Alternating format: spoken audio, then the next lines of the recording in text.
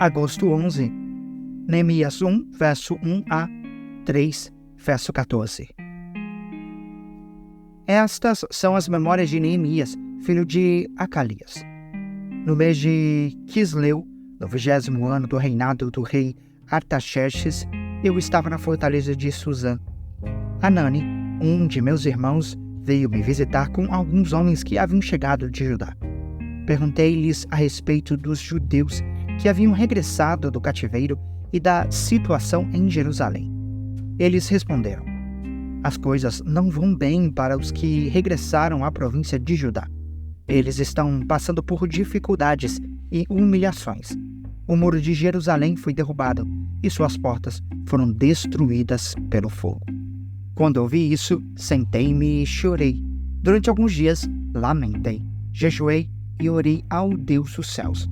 Então disse: ó Senhor, Deus dos céus, Deus grande e temível, que guardas tua aliança de amor leal para com os que te amam e obedecem a teus mandamentos. Ouve minha oração, olha do alto e vê que oro noite e dia por teu povo Israel. Confesso que temos pecado contra ti. Sim, minha própria família e eu temos pecado. Temos pecado terrivelmente contra ti. Não temos obedecido a teus mandamentos, decretos e estatutos que nos deste por meio de teu servo Moisés. Por favor, lembra-te do que disseste a teu servo Moisés. Se forem infiéis a mim, eu os dispersarei entre as nações. Mas, se voltarem para mim e obedecerem a meus mandamentos e viverem de acordo com eles, então, mesmo que estejam exilados nos confins da terra, eu os reunirei e os trarei de volta ao lugar que escolhi para estabelecer meu nome. O povo que tu resgataste com teu grande poder e com tua forte mão é teu servo. Ó Senhor, por favor, ouve a oração deste teu servo. Ouve as orações de teus servos que se agradam em te honrar. Peço que me concedas êxito hoje e que o rei me seja favorável. Neste tempo, eu era a copeira do rei.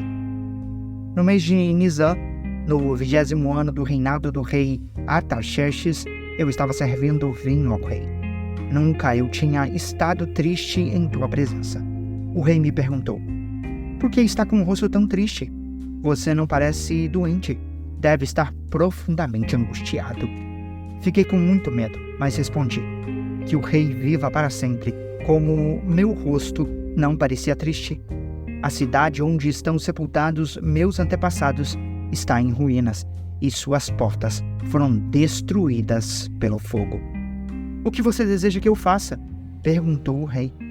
Depois de orar ao Deus dos céus, respondi: se lhe parecer bem, e se o rei for favorável a mim, seu servo, peço que me envie ajudar para reconstruir a cidade onde meus antepassados estão sepultados. O rei, com a rainha sentada ao seu lado, perguntou: quanto tempo você ficará ausente? Quando voltará? Respondi ao rei quanto tempo ficaria ausente, e ele atendeu ao meu pedido. Disse também: se lhe parecer bem, gostaria que o rei me desse cartas para levar aos governadores da província a oeste do rio Eufrates, com instruções para que eles permitam que eu viaje em segurança por seus territórios até chegar a Judá. Peço ainda que o rei me dê uma carta para levar a Asaf, administrador da Floresta Real, com instruções para que me forneça madeira. Precisarei desse material para as vigas das portas da fortaleza junto ao templo, para o muro da cidade e para minha própria casa. O rei atendeu a esses pedidos, pois a bondosa mão de Deus estava sobre mim. Fui aos governadores da província a oeste do rio Eufrates e lhes entreguei as cartas do rei. Além disso, o rei enviou oficiais do exército e cavaleiros para que me protegerem. Mas, quando Sambalate, o Horonita, e Tobias, o oficial amonita, souberam de minha chegada, ficaram muito irritados, porque alguém veio promover o bem dos israelitas. Assim, cheguei a Jerusalém 3 dias depois. Saí discretamente durante a noite, levando comigo uns poucos homens. Não havia contado a ninguém os planos para Jerusalém que Deus tinha colocado em meu coração. Não levamos nenhum animal de carga, além daquele que eu montava. Depois que escureceu, saí pela porta do vale, passei pelo poço do Chacal e fui até a porta do Esterco para inspecionar o muro de Jerusalém, que tinha sido derrubado, e as portas que haviam sido destruídas pelo fogo. Em seguida, fui à porta da fonte e ao tanque do rei, mas, por causa do entulho, não havia espaço para meu animal passar. Por isso, embora ainda estivesse escuro, subi pelo vale de Cedron e inspecionei os muros ali. Antes de voltar e entrar de novo pela porta do vale, os oficiais da cidade não sabiam onde eu tinha ido nem o que estava fazendo, pois não havia contado meus planos a ninguém. Ainda não tinha falado com os líderes judeus, os sacerdotes, os nobres, os oficiais e outros que realizariam o trabalho. Mas então eu lhes disse: vocês sabem muito bem da terrível situação em que estamos. Jerusalém está em ruínas e suas portas foram destruídas pelo fogo. Venham, vamos reconstruir o muro de Jerusalém e acabar com essa vergonha. Então lhes contei como a mão de Deus tinha estado sobre mim e lhes relatei minha conversa com o rei. Eles responderam: sim, vamos reconstruir o muro. E ficaram animados para realizar essa boa obra. Mas, quando Sambalate, o Horonita, Tobias, o oficial amonita, e Gesem, o árabe, souberam de nosso plano, zombaram de nós com desprezo e perguntaram: o que estão fazendo? Estão se rebelando contra o rei? Eu lhe respondi: o Deus dos céus nos dará êxito. Nós, seus servos, começaremos a reconstruir este muro. Vocês, porém, não têm nenhuma parte, nenhum direito legal ou histórico sobre Jerusalém. Então, o sumo sacerdote Eliasibe e os outros sacerdotes começaram a reconstruir as portas das ovelhas. Eles a consagraram, colocaram as portas no lugar e reconstruíram um muro até a torre do Sem, que também consagraram, e até a torre de Ananel. Os habitantes da cidade de Jericó trabalharam ao lado deles, e mais adiante estava Zacur, filho de Imri. A porta do peixe foi construída pelos filhos de Asenaá. Colocaram as vigas, levantaram as portas e puseram os ferrolhos e as trancas. Meremote, filho de Urias e neto de Acus, consertou o trecho seguinte do muro. Ao seu lado estava Mesulão, filho de Berequias e neto de Mesesabel, e mais adiante Zadok, filho de Baaná. Os habitantes de Tecoa consertaram o trecho seguinte, embora seus líderes se recusassem a trabalhar com os supervisores da construção. Os reparos da porta antiga foram realizados por Joiada, filho de Passeia, e por Mesulão, filho de Bezodias. Colocaram as vigas, levantaram as portas e puseram os ferrolhos e as trancas. Ao lado deles estavam Melatias, de Gibeon, Jadom, de Meronote, homens de Gibeon e homens de Mispá, cidade sob a autoridade do governador da província a oeste do rio Eufrates.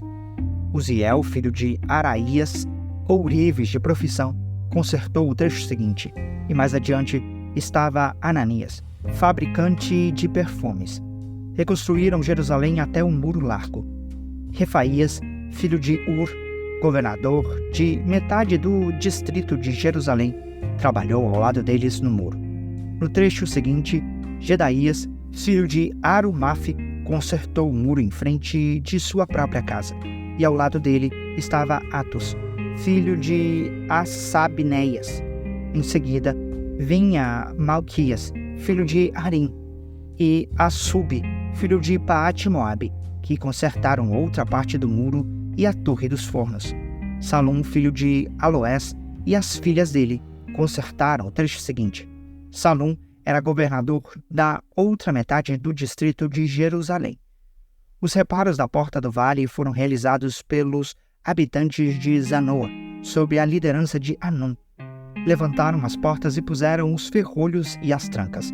Também consertaram os 450 metros seguintes do muro até a porta do esterco. Os reparos da porta do esterco foram realizados por Malquias, filho de Recabe, governador do distrito de Bet-Aquerem. Ele a reconstruiu, levantou as portas e pôs os ferrolhos e as trancas. 1 Coríntios 7, versos 1 a 24. Agora, quanto às perguntas que vocês me fazem em sua carta, digo que é bom que o homem não troque em mulher, mas, uma vez que há tanta imoralidade sexual, cada homem deve ter sua própria esposa, e cada mulher seu próprio marido. O marido deve satisfazer as necessidades conjugais de sua esposa, e a esposa deve fazer o mesmo por seu marido. A esposa não tem autoridade sobre seu corpo, mas sim o marido. Da mesma forma, não é o marido que tem autoridade sobre seu corpo, mas sim a esposa. Não privem um ao outro de terem relações, a menos que ambos concordem em abster-se da intimidade sexual por certo tempo, a fim de se dedicarem de modo mais pleno à oração. Depois disso, unam-se novamente para que Satanás não os tente por causa de sua falta de domínio próprio. Digo isso como concessão e não como um mandamento. Gostaria que todos fossem como eu, mas cada um tem seu próprio dom, concedido por Deus. Um tem este tipo de dom, o outro aquele. Portanto, digo aos solteiros e às viúvas, é melhor que permaneçam como eu, mas, se não conseguirem se controlar, devem se casar. É melhor se casar que arder em desejo. Para os casados, porém, tenho uma ordem que não vem de mim, mas do Senhor. A esposa não deve se separar do marido, mas, se o fizer, que permaneça solteira ou se reconcilie com ele. E o marido não deve se separar da esposa. Agora me dirijo aos demais. Embora o Senhor não tenha dado instrução específica a respeito, se um irmão for casado com uma mulher decente e ela estiver disposta a continuar vivendo com ele, não se separe dela. E, se uma irmã for casada com um homem descrente e ele estiver disposto a continuar vivendo com ela, não se separe dele, pois o marido descrente é santificado pela esposa, e a esposa descrente é santificada pelo marido. Do contrário, os filhos seriam impuros, mas eles são santos. Se, porém, o cônjuge descrente insistir em se separar, deixe-o ir. Nesses casos, o irmão ou a irmã não está mais preso a outra pessoa, pois Deus o chamou para viver em paz. Você, esposa, como sabe que seu marido poderia ser salvo por sua causa? E você, marido, como sabe que sua esposa poderia ser salva por sua causa? Cada um continue a viver na situação em que o Senhor o colocou, e cada um permaneça como estava quando Deus o chamou. Essa é minha regra para todas as igrejas. Se um homem for circuncidado antes de crer, não deve tentar mudar sua condição.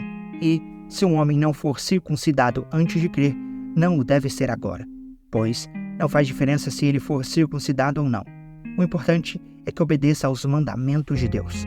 Sim, cada um deve permanecer como estava quando Deus o chamou.